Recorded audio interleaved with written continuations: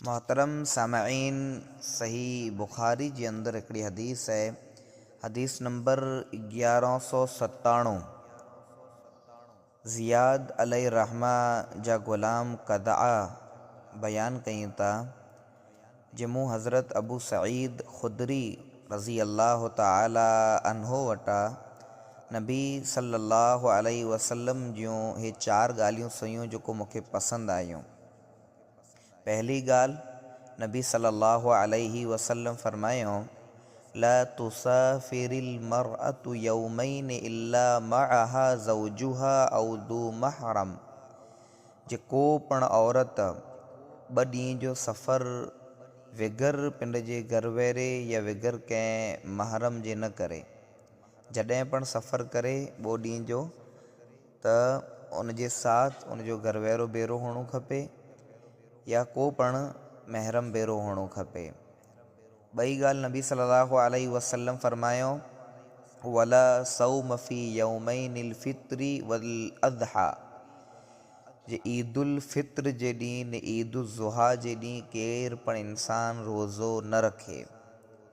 T ॻाल्हि, वला सलात बअद सलातैन बअद सुब्हि हत्ता तत्लुअ शम्स व बअदल अस्र हत्ता तग़रुब।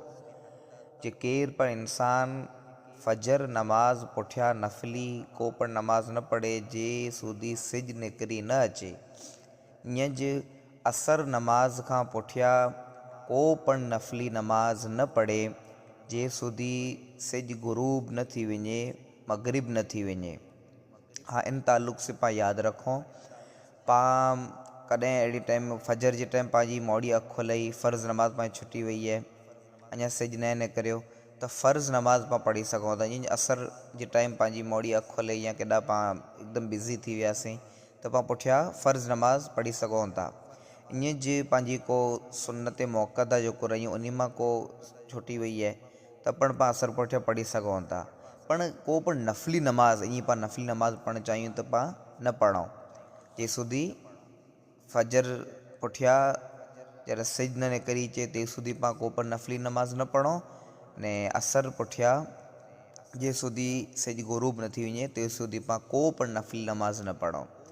ने चौथी ने आख़िरी ॻाल्हि, नबी सल्लल्लाहु अलैहि वसल्लम फरमायो, वला तुशद्दुर रिहालु इल्ला इला सलासति मसाजिद मस्जिदिल हराम व मस्जिदिल अक़सा व मस्जिदी। जे को पण इंसान नेकी जी नीयत से 3 मस्जिदें जे अलावा ॿिए केॾा पण सफ़र नथो करे सघे।